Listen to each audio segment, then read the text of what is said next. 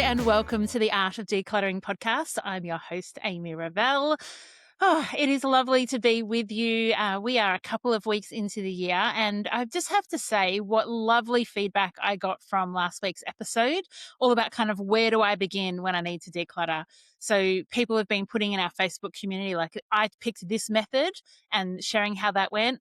And then I got an interview with ABC, which is our Australian Broadcasting Corporation, who we talked about where to start and did a whole article on that. So I will post that article into my community group once that is released. But thank you for all your feedback. It is so helpful as a podcaster to know, like, actually there's people listening and it's helpful what I'm sharing.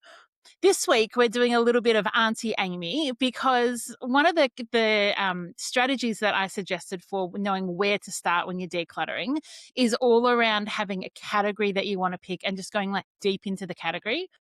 And then I started to think after that episode, oh gosh, I just want to start telling you some category options because I see the same areas that are overflowing and same categories that there is too much in so many client homes.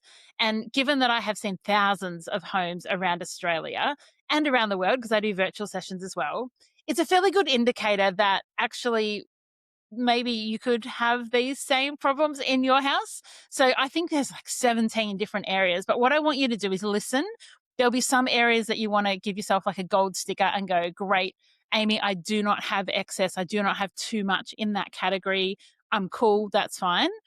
But there's going to be others where you're like, have you been stalking me, Amy? Because you're absolutely right. This is a big problem. So like I really could have written like 180 of these because I see them all the time, but I've just picked a select few.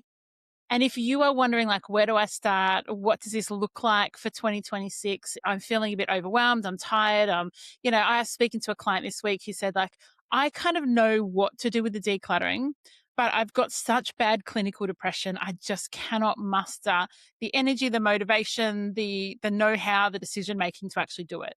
So if you're feeling like you're in that space, have a rest. Your house has been like that for however long. It's totally fine. Don't pressure yourself when you're feeling like in the middle of a crisis. But if you are wanting like I just want to do a little bit, maybe one of these categories might be helpful. So we're going to fly through them. I'm going to give you some examples and tell you which ones I also maybe have too much of. So I'll let you know when that happens, but let's get started. So the first one is books. And this is one that I picked straight off the bat because so many of the homes that I work in have books that they're never going to read again. And so my question really is like, why the books? If you've read the book, why don't you donate the book or give it away? Or why don't you just start using your local library, save yourself thousands of dollars a year? Why keep the books? Now, I grew up in a family home that had literally a library. So there was a room that is called the library and it is wall to ceiling, full, every wall covered in bookshelves and books. Like reading books is a really high value that I got brought up with. I'm an author. So, like I have invested interest in you having books in your home and I've sold like over 5,000 copies of my book. So I know that my book is sitting in thousands of homes around Australia. But my question really for you is like, why are you keeping each book? And do you have more books than you have bookshelf space, which is often the case? So we went through a huge book cull. We got rid of about 700 books. Probably now, I reckon it would have been 15 years ago. Cal still has, so he's got lovely shelves in his home office and one whole side of a shelf is completely full of his books. And he's really culled that down. So he maybe has 150 books. I would guess I probably have 15 books to my name, and 3 of those are ones that I've written. But I love reading. Like I would have probably read 50 books over the last 6 months. I love reading. And so you can love reading and you can be like thoroughly into a book and have loved a book and still not keep the book. So that might be an area, and it's a kind of a discrete area. Like your books don't tend to impact on how you bake or what hobbies you take or what the kids play with or what you wear to work. So books can be a really great one to start with. Now, proviso is there is definitely people that give me that, Amy, don't come for my books look when I'm decluttering with them and they're like, books is off limit. And so in that case, I would say to you, okay, I I doubt that books are completely off limit. And so when I counter that with someone, I'm like, that's fine. Is there just one book? And then they'll look and they're like, oh, yeah, okay, well, that book I'm never going to read again, or I didn't really like it, or I've got 3 copies of it. Okay, cool. Is there another one? And so be a little bit curious with yourself. You may have one of these categories where you're like, I have a lot, but you want it to be out of bounds, but maybe there's a couple of things that you could let go in it. So that's books. The next one is painting and gardening clothes. And the reason this one came straight to mind is I think I mentioned it on the podcast a few weeks ago, is that this is an area that I possibly have to go through because we've done so much renovating in the last 12 months. And I intentionally went out and bought some renovation clothes. I didn't have a lot of clothes. I mean, I don't have a lot of clothes, full stop. But I didn't have a lot of clothes that I could then get paint on, get ripped, get ruined. So I went out and purchased clothes that intentionally were for renovating. And now I have all of them because I was wearing it like 5 days a week. So you might be the same, or you might be someone who like does the downgrade of your clothes. So you've been wearing them around. They might then become house clothes, and then you spill a coffee down it or you get paint on it one day. You're like, okay, now this is gardening or painting clothes. But have a limit on it is what I would suggest with that. The next one is craft supplies. Yes, I know it's a little bit taboo to say that you might need to declutter your craft supplies. But my experience of working with super, super crafty people, a lot of our clients have autism and are really creative and often multi-passionites when it comes to craft. So they'll do all like lead lighting and crocheting and paper tolling. I don't even know if that is it paper tolling, paper trolling, no, maybe paper tolling. There's so many different crafts that they're doing. But what happens is you end up with lots and lots of products for lots of different types. So much so that it actually clutters up your space and it stops you doing the craft because you now don't have any clear space to do it in, or you can't easily find the tools and the resources and the equipment that you need. So if you are someone who has a craft room or wishes that you had a craft room and actually you need to cull your stuff down for the reality of I just have a couple of drawers and a table, whatever that is, I want you to really look at it and think, okay, what haven't I used in 10 years?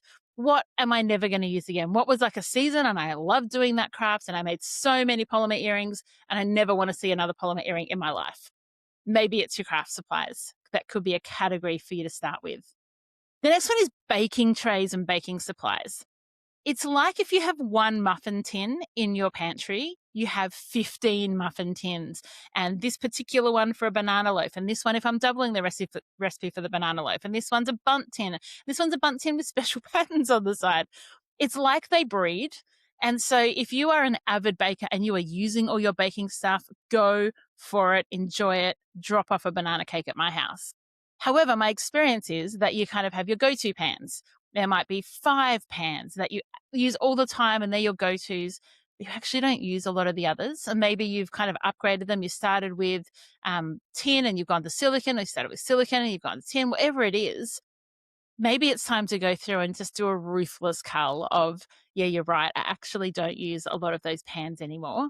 And it might be that you want to give them away on a Facebook buy, swap and sell. Maybe somebody else might be about to go into a baking phase. They might have little kids or grandkids and think, yeah, this is what I want to do.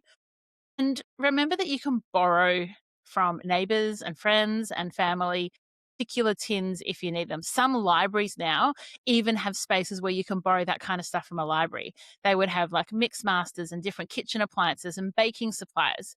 And you might even be able to hire them from somewhere. Possibly they don't need to take up like a whole cupboard in your kitchen, which you could otherwise use for things that you access more often. The next one is old phones. This is a tricky one because sometimes we get reinforced, like a phone breaks and we need to send it off to be fixed or something like that. And this, oh, I'm so glad I kept an old phone is reinforced in our minds because we go and grab an old one and use it for a little bit. Like if you're watching on YouTube, I just did like the boomer. This is how I take a phone call with the thumb and the little finger, but everyone else does it like a flat palm because they're actually not as old as I am seeming to be right now. What I want to suggest to you is if you do have a whole lot of old phones, just keep the most recent. So I'm not saying you have to get rid of all old phones. It might be that you just keep one, but you also don't need to keep the 15 before that. We've been to clients' houses and I've posted these photos on our social media accounts where we start to go through their stuff and we're collecting old technology, and there'll be 10, 15 old phones that date all the way back to like the earliest model Nokias. they don't need all of those. So it's a great opportunity for you to recycle them. Sometimes you can sell them. I've sold mobile phones before on Mobile Muster, whether they refurbish them or I'm not even 100% sure what they do with them, but maybe that's an option. But you do not need to keep every old phone that you've ever had. Maybe just one might be enough.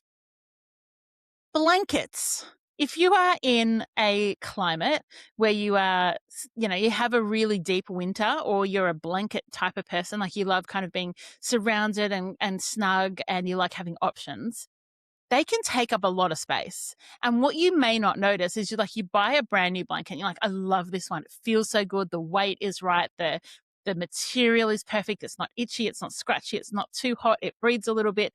And sometimes what happens, particularly my neurodiverse friends, is you accumulate a whole lot of blankets because you keep adding, but you never let go of old blankets. And I have seen some blankets in nasty condition with holes in them, with stains on them, with dog hair all over them, and they just look so manky that, when the fabric starts to all peel off and peel and you're like, you're never going for that blanket. That's not your go-to blanket.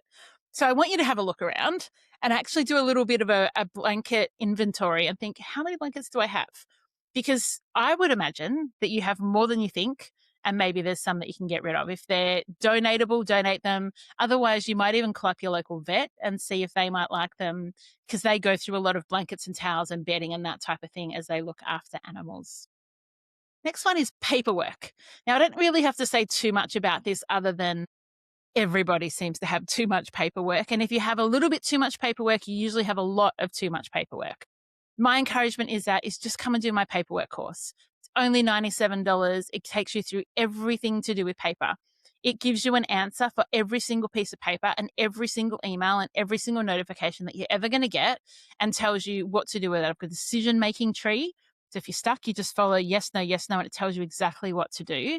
And it's an expandable system. So whether you're someone who's single and has just a couple of pieces of paper and emails and needs to manage very little bit of life admin, or if you're someone with 6, 7 kids and you've got disabilities and you've got different childcare arrangements and you've got legal and investment properties, it caters for all of that and even up to businesses. So if you've got too much paperwork, just come and do my paperwork course. That's all I have to say about that. The next one is toys. If you have kids, you have too many toys.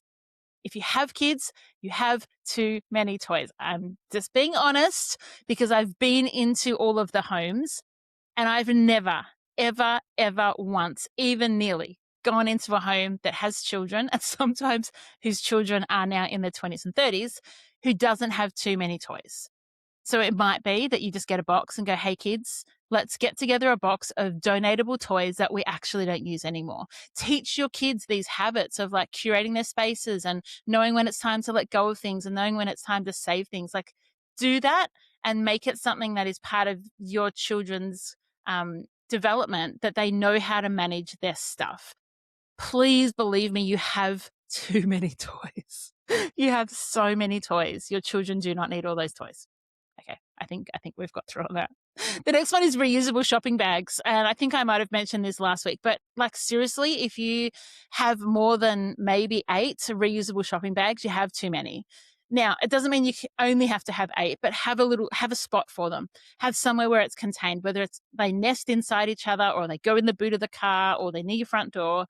But please just get your reusable shopping bags under control. It's the easiest way to create space so they're overflowing in your kitchen or your garage or your walk-in area.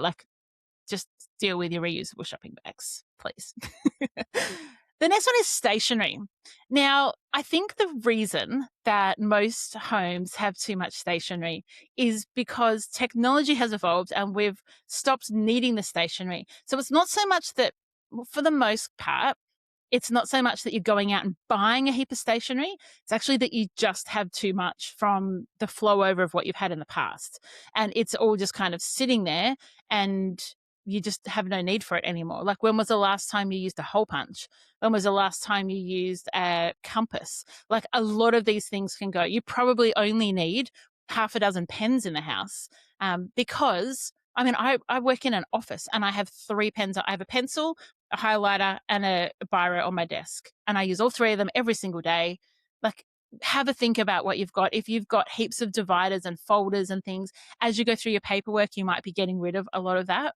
But have a look at your station with fresh eyes. When was the last time you actually needed that? And let it go. Now, what I've noticed is we are halfway through and we're at 15 minutes already into the podcast. So here's what I'm going to do. I'm going to save the second half of the list and I'm going to come in next week with part 2 of Too Much and just give you some of these ideas of ways that we can get through some of the quantity and some ideas of categories where you can get started. So if you have listened to this episode and you're like, I don't quite understand what to do with the category, go back and listen to last week. I think you'll find that really helpful. And then tune in next week for the second half because you might have done some of these this week while you've got a bit of a chance. And then next week, there might be another category that you're like, okay, Amy, yeah, you're right. I actually do need to tackle that one. Thank you. Thank you for being with me. Until next week, enjoy the freedom.